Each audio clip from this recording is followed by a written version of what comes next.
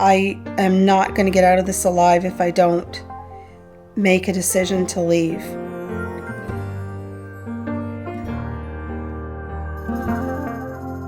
If it wasn't for Nellie's, I wouldn't have realized that 99% of my life has been abuse.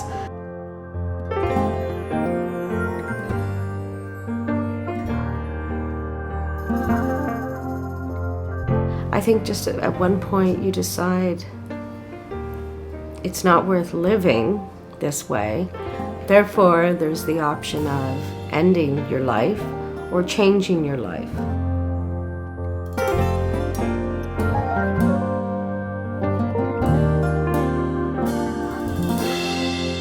I had the relationship with my ex that was very abusive. My ex would mask his abuse. It wasn't physical, it was emotional, and I didn't even realize the majority of the times that I was being abused. My father was very physically abusive. He was an angry, angry man. He was angry all the time. I witnessed him from a very young age beating up my mother badly. My ex had a lot of problems too. He knew he could manipulate and abuse me and get away with it. My abuse comes from my parents. Like, a parent to me is not supposed to tell their child that they are the biggest mistake they ever made, and that they were an error, and that they wish they would die. So it was a lot of verbal abuse. It was a lot of diminishing, belittling certain things, like conditions placed on love and no support and stuff like that. So that is basically my childhood. And there wasn't a lot of love in my parents' marriage. Like, my mom was really abusive to my father was abusive to my mother. So I didn't have actually a good mindset of what a good family was.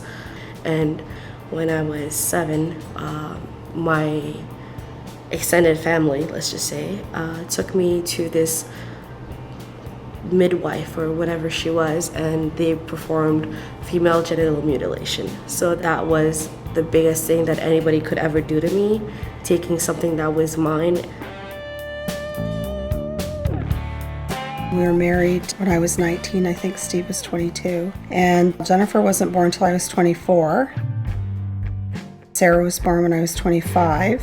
And so I did what a lot of women of our generation did. And, you get a boyfriend when you're young, you date forever, you get married, you buy a house, you have babies. Your life and career aspirations are secondary to those of your husband.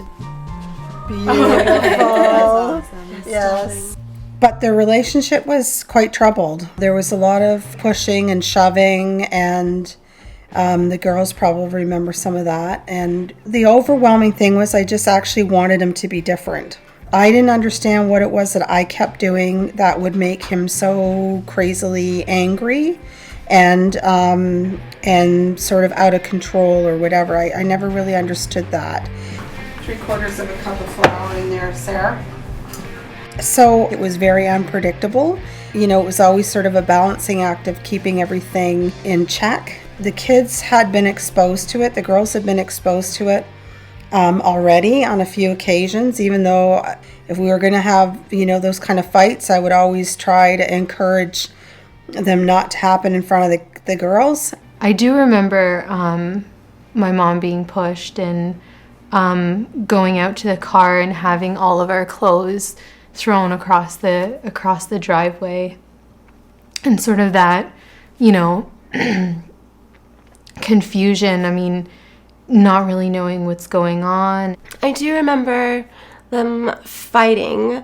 I just remember being scared and not really understanding, and I knew that something was going on that wasn't okay. Okay, I think we need 3/4 of a cup.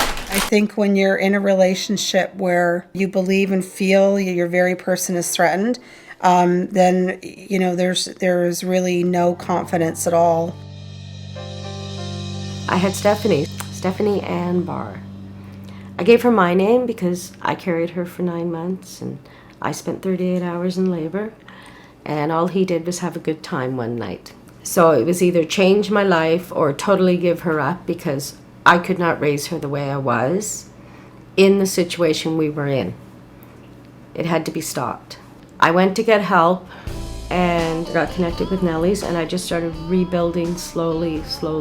You did great with your daughter, you did great with your job, you did great with yourself. Not only me, I think the whole of Nellie's are proud of you. Well, I couldn't have done it without Nellie's. Stop it. I'm glad. I could drop in there 5 days a week, anything, to not be alone, because my family is not supportive. Hi, Sonia. But Sonia got away from that, and when I moved in here, Stephanie let her know that I was in here, and Stephanie gave her my number, and she called me one day, and the first thing she just started with was, Paula, none of this is your fault. It's not your fault. I think I always related as a woman, as a mother, and obviously as a sister. I could really see myself in her shoes, so there was kind of a sense of my own vulnerability. It was kind of in my face. That's what it felt like. When she was going through stuff, it felt like that could have just as easily been me.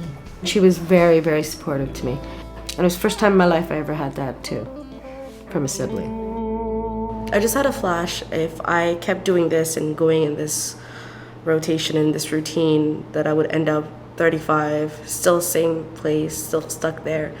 And I didn't want that for myself. So they were threatening me and with arranged marriages and stuff like that. So I decided to leave. Nellie's, the second I got there, I'm like, this does not look like a shelter. This looks like a house where just people live there and everything's fine. So when I got there the first day, they were like, we might not have a bed for you, or we might have a bed for you. We don't know. And I was physically exhausted. I took like the train at 5 o'clock in the morning, and I got here at like 12, and I was like extremely tired and everything. And I came in and I was praying. I was like, please God, just let me stay. Just, this feels right for me. Just let me stay. And then lo and behold, they had a bed. So I came in and I felt good when I came in. Nellie's is like, I guess I could say my new family. Oh, you like the skills here? I'm actually really thankful to have met all of these women, because it gives me a new sense of light. Like, I can see things differently now. There was something different about him that night, and that was the thing I think that sort of triggered it for me. On that particular night, I remember, for instance, Jennifer was awake, and I remember her coming up the stairs in the dining room, you know, and sort of looking, and me trying to tell her to go back into bed and stuff. She might have her own recollection of that, but I don't know what it was. I can't do this anymore, and he left, and so I called the police, and then I got Sarah out of bed, and Jennifer was already awake, and I bundled them up because it was January, and I put them in the car and I drove to the shelter. I remember my sister waking me up and sort of trying to huddle me out the door like we have to leave and not really know what's going on. Being at the shelter, it was a hard experience, I think. It was sort of confusing. I remember feeling like it was a secret that we were there, and I think I was only in kindergarten at the time, but I remember seeing a couple of kids that went to my school that were there as well. And, you know, it was like, you know, I was at the same school for 6 years. It was that thing that we, you know, wasn't talked about. The part that really helped was the supports that were in place there, which was people to talk to. Like, all the things were there. So I got on welfare, I got an apartment, it was subsidized. It was all the emotional support I needed. There were the physical supports in place. There was someone to help me think about what I wanted to do next in my life. And that support was critical. My mother's always been a very, like, loving woman, and I think she really did the best with what she had to protect us. We were always kind of unsure of everything, and I think so was she, and there was no consistency. And it's been an incredible change over the years, from leaving and starting her own life, and then, you know, growing into, you know, the woman that she is today. So I went back to school as an adult, and I had decided actually that I wanted to go to law school. So I graduated about 10 years ago and was called to the bar about 9 years ago. And when she decided that she wanted to go to law school, it was like she had focus and she knew what she wanted, and she wasn't going to let anything get in the way of her achieving those goals. This is the first time where I'm actually speaking up, and it feels definitely weird. It does. I can actually put my feelings into words, which was something that I was never taught. So this was all thanks to Nellie's and turning over a new leaf and basically closing a book and opening up a new book. That's how I see it.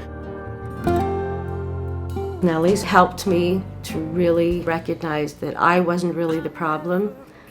My ex was making the problems. It was an eye-opener for me. It really endorsed that feeling that I need to divorce my ex.